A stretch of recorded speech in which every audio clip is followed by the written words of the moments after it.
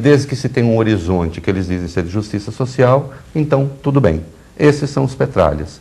Quando você justifica um crime dessa natureza, você justifica outros crimes também. E como você se define no espectro político? Olha, eu sou, pegando a categorização clássica, digamos, eu sou liberal em economia. Não é? Em política, eu diria, sou também um liberal, porque é possível ser um liberal em política. Agora, se formos pegar aquela denominação direita-esquerda, eu não tenho receio de dizer que eu me alinho com posições que são consideradas de direita. Agora, precisamos ir com cuidado. É preciso ver que tipo de direita e qual direita querem jogar no meu colo. Se quiserem jogar no meu colo o Hitler, o Mussolini, eu rejeito, porque nós, os liberais, então, vou falar assim, combatemos esses senhores. Se quiserem jogar o Churchill, eu aceito. O problema é que se demonizou no Brasil a palavra direita, por conta da ditadura militar, que... Você diz que a ditadura não era de direita. E não era mesmo. Quer dizer, se formos pegar... qual foi o maior criador de estatais do mundo, Ednei? Não é o maior criador de estatais do Brasil. O maior criador de estatais do mundo foi o senhor Ernesto Geisel. Não é? Esse Estado que está aí, que ainda precisa ser diminuído, não é? Com muitas estatais a serem vendidas, esse Estado foi o Estado criado pelo regime militar. Não por acaso o Lula tem uma certa paixão pelo regime militar. Volta e meia ele se refere ao Geisel de maneira positiva. Então veja, o fato de ter havido ditadura no Brasil, o fato de ter havido facções do governo que torturaram e mataram, isso é verdade, criou a ideia de que toda a direita é necessariamente má. Agora eu pergunto, toda a esquerda é necessariamente boa? E a herança que a esquerda deixa?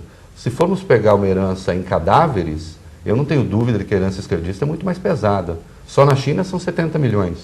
Só na União Soviética são 35 milhões. Eu não estou falando de mortos de guerra, eu estou falando de pessoas assassinadas para consolidar regimes. Não é? Então, quem fez teoria política com a morte foi a esquerda, e isso é histórico. Eu me sinto desconfortável em que me chame de direitista ou de uma pessoa de direita? Não, eu não ligo. Não é? Agora, depende do que se queira dizer com isso. Não é? Se quiserem atribuir a mim ilegalidades, não, de jeito nenhum. Então, eu criei digamos, uma definição, se me permite, eu digo assim, o que é um direitista? E sempre considerando um regime democrático. O direitista é aquele que não aceita que a lei seja solapada para criar justiça social. Porque, para o direitista, sempre que isso acontecer, vai se criar mais injustiça. O esquerdista, de maneira geral, acha que solapar a lei é um bom caminho para criar a tal injustiça social. Não é? Então, essa é a distinção que eu faço. Nesta distinção, eu não tenho dúvida, eu estou mais à direita. E digo isso sem qualquer receio. Um progressista tem que estar afinado com os desertados, profissionais dos padres, das ONGs e do Chico Buarque. Os conservadores preferem ficar no armário, praticando uma ideologia que não ousa dizer seu nome, ou vão para a fogueira. A esquerda leva vantagem na guerra de valores. Jornalistas acham normal ter como fonte um ladrão, sobretudo se ele roubar em nome da causa, mas fogem de um reacionário ou direitista. Supostas maiorias teriam mais direito a preconceitos do que um indivíduo. Com efeito, não existiria totalitarismo sem as massas e suas rebeliões. Aprendi com Ortega y Gasset, antes ainda de começar a fazer a barba. E quanto às críticas que fazem você, o seu blog, algumas, como você tem, intensas, chamam você inclusive de canceroso.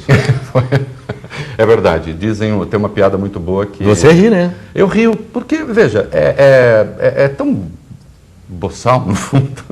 Né? Primeiro que, se fosse, seria uma caracterização indevida para discriminar pensamento, tá certo?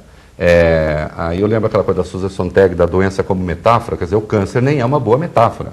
Né? Quanto mais, para você discutir, quanto mais ser uma questão de fato a dividir pessoas. Né? Isso se deve ao fato de que eu extraí 2 tumores da cabeça, do crânio. Pode-se matar a curiosidade de alguns, está aqui, né? Um deles. Na frente? Aqui, né?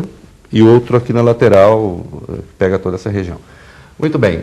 E eles dizem, arrancaram o seu cérebro e largaram os tumores, né? Você já está morrendo, por que é que você não muda de posição? Há aqueles que querem ser piedosos comigo e dizem assim, puxa, Reinaldo, nem enfrentando todas essas dificuldades você se tornou mais humano. Quer dizer, a ideia de que se você eventualmente fica doente, você tem que migrar para o lado deles para ter companhia. Porque essa é uma velha tara dessa gente, que se eles não puderem te silenciar, eles querem matá-lo de solidão. Né? Acontece que eu não preciso desse tipo de companhia, né? Eu estou feliz com a minha vida, com as coisas como se deram, como se dão, com a minha família, com os meus anseios, e tem as infelicidades que são normais de todo ser humano. Eu até digo, quem é plenamente feliz é uma besta quadrada, não é? Ninguém é.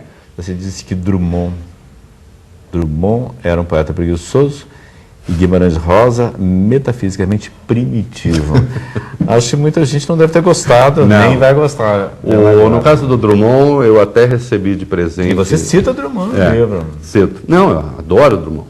O que eu quis dizer? Ele, sem dúvida, é um grande poeta, sem dúvida é o nosso grande poeta, se a gente considerar que a literatura, ela também vai e deve ir além do próprio texto. Quer dizer, a literatura também é a crítica que ela gera, a literatura também é os epígonos que ela cria, ela também é a massa crítica que ela provoca, tá certo?